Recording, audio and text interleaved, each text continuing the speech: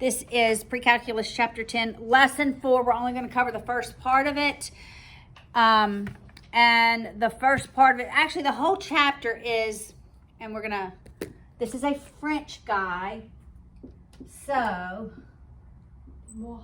moi, that's right. You see the word moi. Moi. And that, the R is not hard. So it's almost like you don't even say the R. It's vrai. It's almost like it's not a hard R. So it's demoivre. Demoivre. Almost like you don't even say the R. I can't even pronounce it correctly. All right.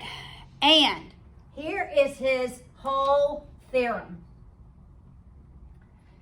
So, and I'm going to go back to lesson 3 so that we can tie lesson 3 together with this lesson.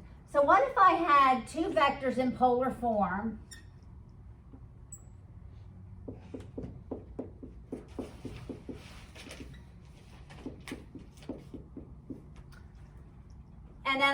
And they're exactly the same.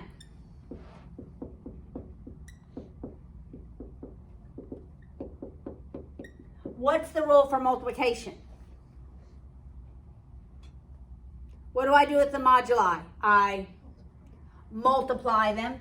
So that's 3 squared, right? And what do I do with my theta? When it's multiplication, I add them. So it would be like pi over 4 plus pi over 4 plus I sine pi over 4 plus pi over 4. All right, so what did I do? I took the moduli and I squared it, right? And then I did 2 times theta. Isn't that the same thing as what I just wrote? Yes. It is. So this is the format for a vector raised to a power. We take that modulus, raise it to that power. So we could cube it, we could do it to the 4th power, and then for the cosine, we take n times whatever theta is because we're just adding it n number of times. Make sense? Plus I sine n theta. So powers really just utilize multiplication. We're just multiplying the same polar equation by itself, right? So let's find the powers of this complex number. In example 1.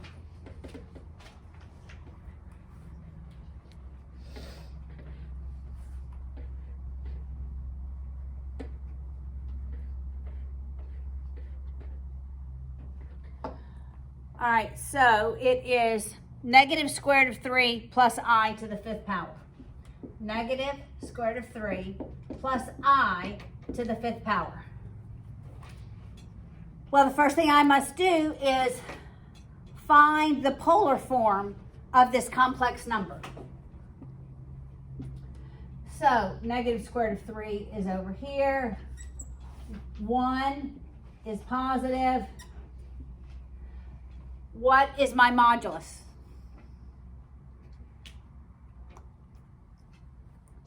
2, that's right. So I know my modulus is going to be 2 to the 5th power times the cosine of 5, but I need the angle, right? All right, so I then, what is this angle? Right here. It's pi over 6. So this angle is 5 pi over 6. We did that in the previous lesson. So it's 5 times 5 pi over 6 plus I sine 5 times 5 pi over 6. What's 2 to the 5th power? 32, I believe. And it's just 25 pi over 6. Cosine 25 pi over 6. If I could simplify that, I would simplify it. But I do not believe you can.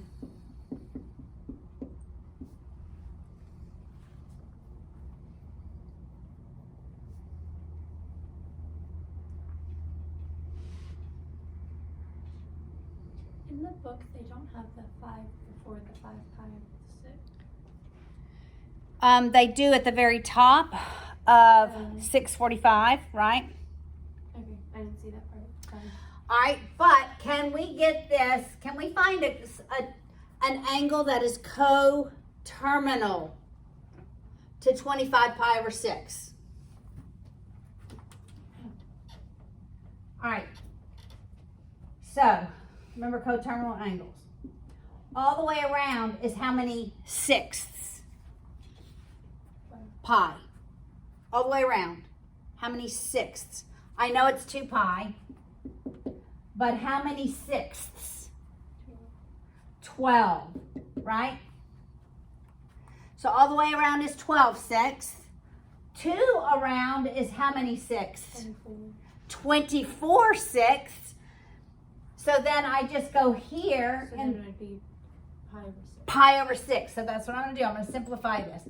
Cosine pi over 6 plus I sine pi over 6. I'm just finding the radians that are coterminal to this angle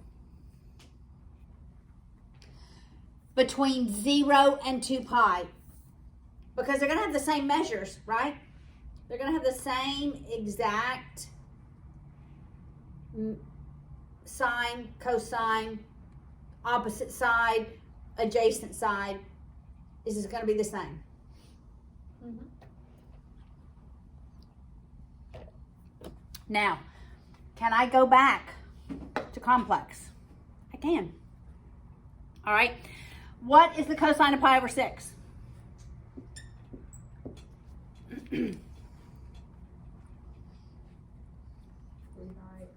Square root of 3 over 2. Square root of 3 over 2 plus I. What's the sine of pi over 6? 1/2. It's 1/2. Now let's distribute the 32. So really that's 32 times square root of 3 over 2 plus 32 times 1/2 times I. But let's simplify. That becomes 16. That becomes 16. So 16 square root of 3 plus 16i. That's right. 16 square root of 3 plus 16i. You see that?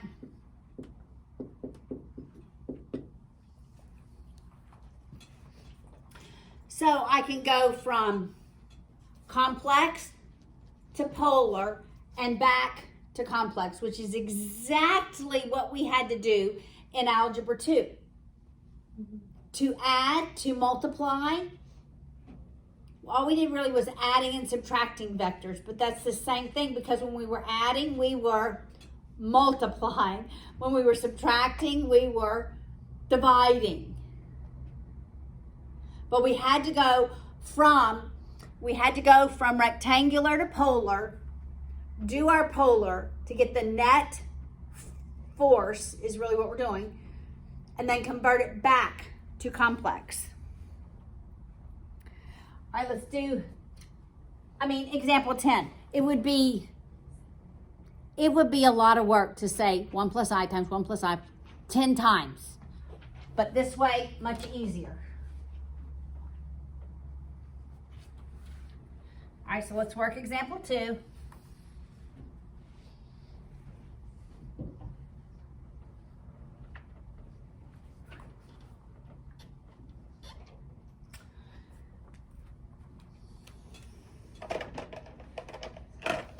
One plus I to the 10th power.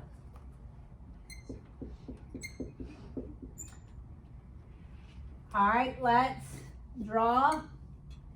We're going to the right one, up one. What is going to be my modulus? Square root of 2. So what's the angle? 45. That's correct. And in radians? Pi over 4. Yeah, pi over 4. All right, so it's the square root of 2 raised to the 10th power.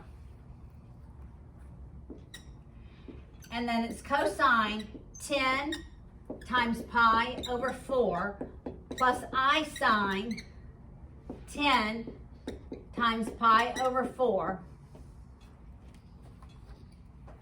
All right, let's rewrite this in exponential form.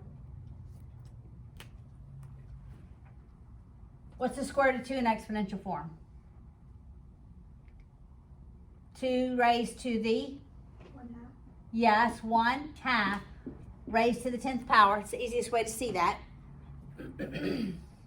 Times cosine 10 pi over 4 plus I sine 10 pi over 4. Can we simplify the 10 and the 4?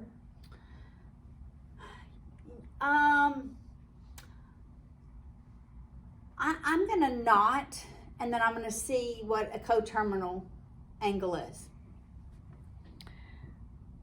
You can, the book did, but I'm gonna see what a coterminal angle is. Okay, what's power raised to power we? What? So that's 2 raised to the 5th, which is, we just said 32, right? All right, now we have cosine. All the way around is how many fourths of a pi? 8 fourths. So then I'm left with 2 pi over 4, right? Which is just what? Pi over 2. They actually did. We're going to end up with the same. So this is pi over 2. Where's pi over 2?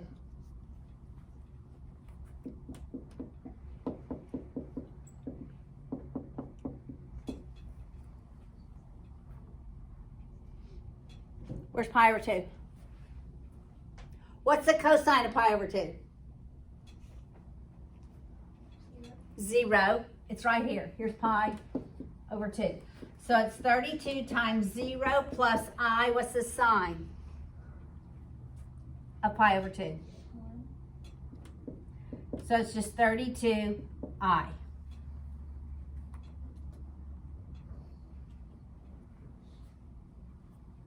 All right, so your homework is going to be 1 through 10.